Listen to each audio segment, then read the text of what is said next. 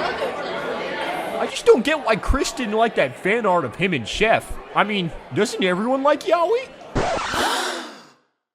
Could you run that back real quick? Yeah, homeschool. Enlighten us. Well, I just think guys inside of other guys are hot, yo. An appealing art form.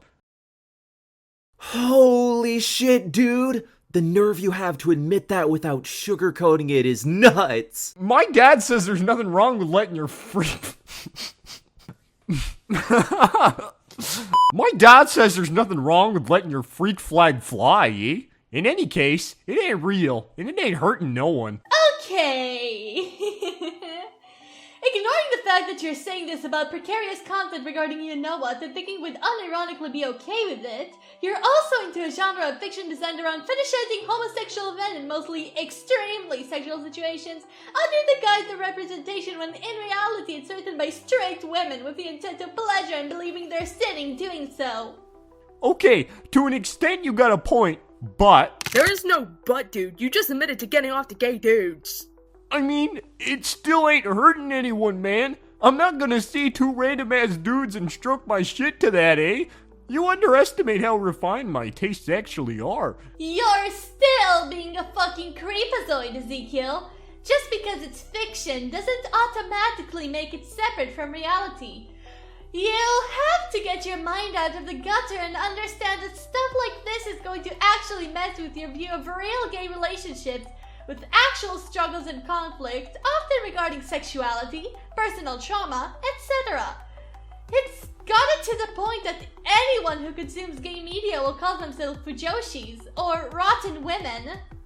Don't forget Fudanshi for rotten men, too. Let's go gender equality. Shut up, Geoff! In any case, Yaoi usually fails to understand the actual complexities of the relationships they portray. It's not supposed to, it's just gay people! Alright everyone, chill out like the Arctic Broad. There's valid points being raised here, but the main thing I want to highlight is the fact that Yaoi is not absolute. Ezekiel's got a point in saying it's just dudes inside dudes, but as a seasoned connoisseur of otaku culture myself, I think it's a lot more than that, man. The appeal of breaking gender norms, a safe space of sorts to express unique sexual fantasies, is alluring to younger women, or hell, anyone who's grappling with their own feelings about sexuality and or past trauma. And art being sexual, while one shouldn't be forced to be comfortable with it, shouldn't immediately detract from the quality of the art. It can be a lot more in-depth than just dudes being in deep, you know? Historically, Japan has explored themes of same-sex relationships and androgyny in its works, and it often has attracted the female gaze. Maybe they don't explicitly say much, but it's a good reflection of the culture surrounding the authors and the country they're from. Often sexual works are used to make a statement. Being sexually provocative gets a reaction, it gets people talking. It's loud, it's bold, it can be event piece, it can say a lot about the artist, it can comfort those in a similar space, but there are actual things in BL works worth critiquing.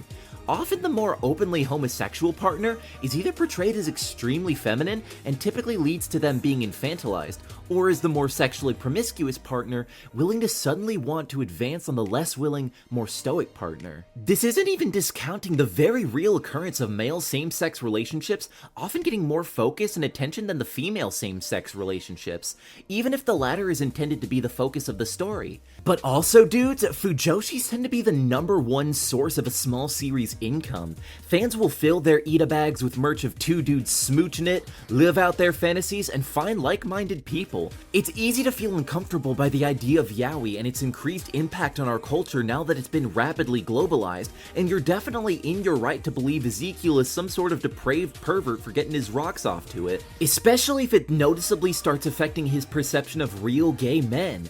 At the end of the day, though, we need to find the right balance between pleasure in private and in public, brah.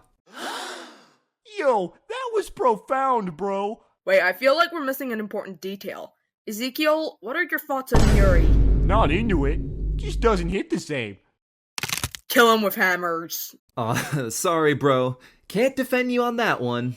Damn.